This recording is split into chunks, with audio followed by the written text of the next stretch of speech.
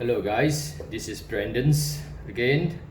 As promised in my previous video, I shall review these boots again after 3 months.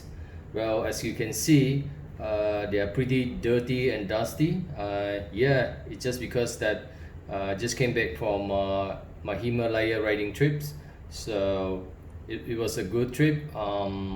I use this boot every day in the trips.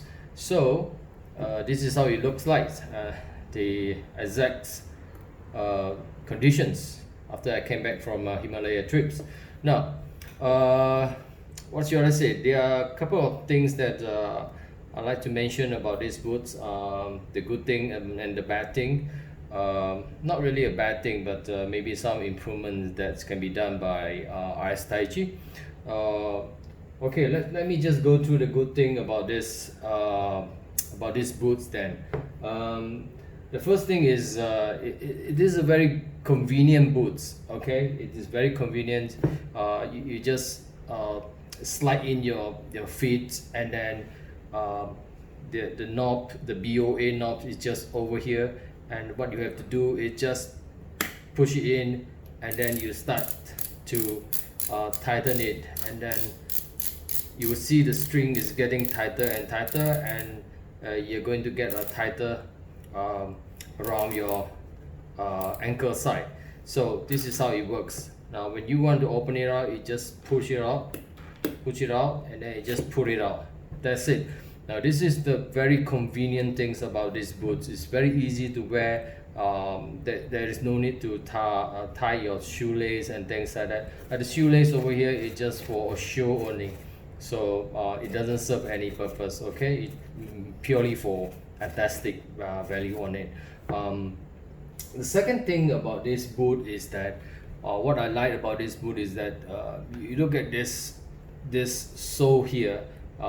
It is very gripping. Okay, when I was in my Himalaya trips, it was very slippery road. They have a water crossing, all sort of wet weather and things like that. But this sole here by Vibram, by the way, is very grippy. Okay, it is actually very grip on the so-called the resting area of the feet. So yeah, so it is so good. I mean, I really love this sole here by Vibram, by the way. So yeah, this is one of the best thing I ever had in my life. I mean, for a boot like this. Yeah.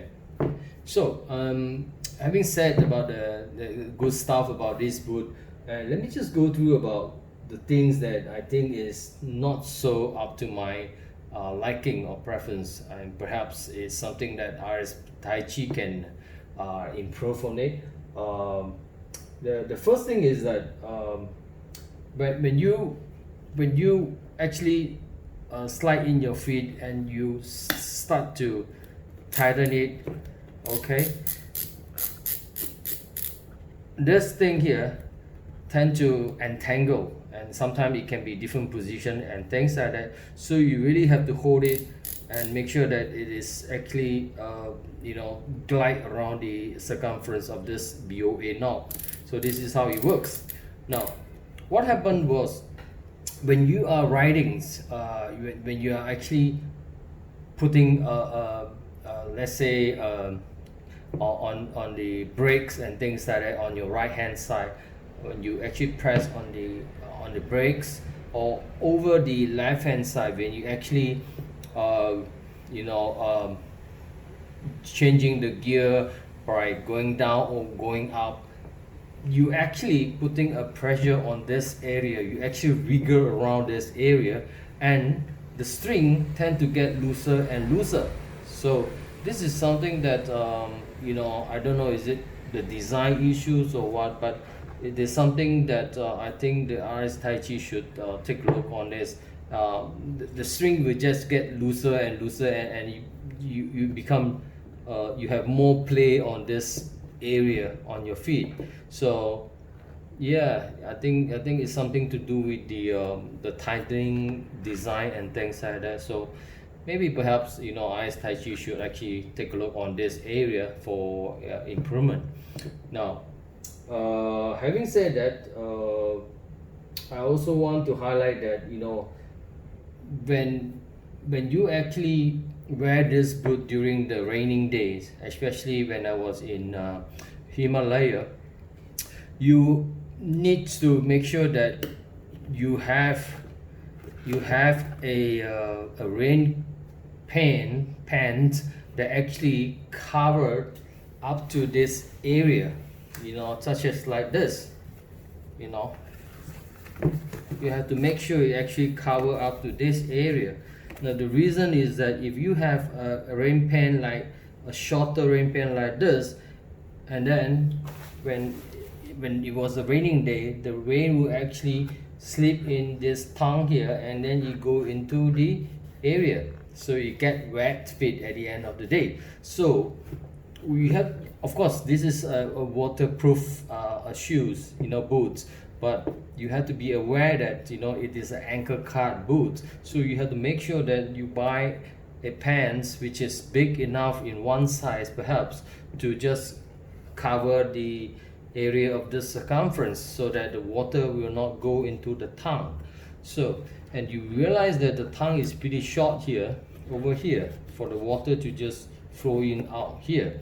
So I mean, of course, it's something for us Taichi to figure out, maybe perhaps to just bring out the waterproof membrane up to a slightly high area, so that when you wear your rain pants, it actually prevent the water from ingressing inside the boots to get a wet feet later on.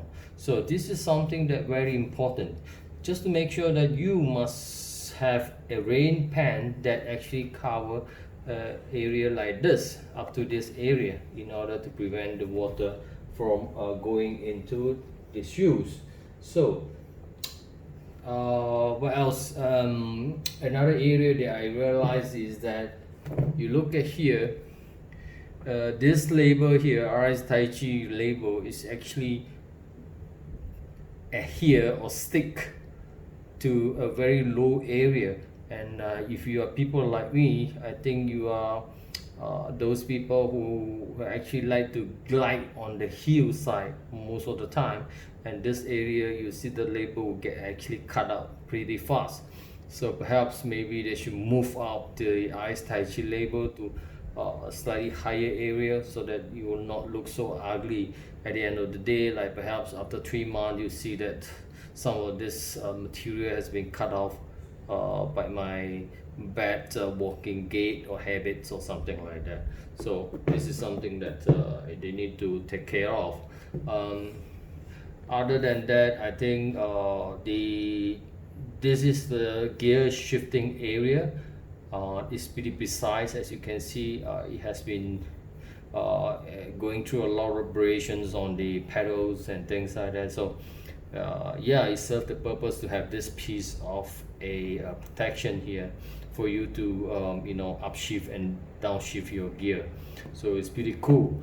Now, other than that, I don't have much complaint, but except another one thing is that after coming back from my Himalayan trips, I realized that the knob is very difficult to engage and disengage. Now, what I realized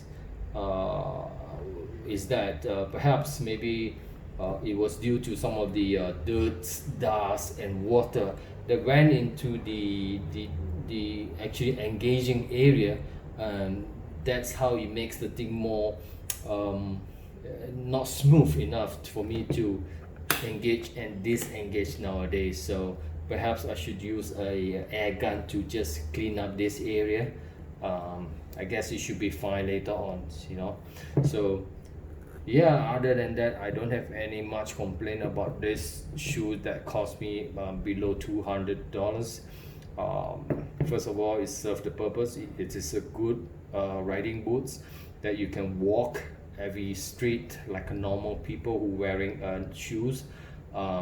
Second of all, it is waterproof. It's very good. the only things that I complained was the height of the tongue here, that they should build higher at least to prevent the water from going in.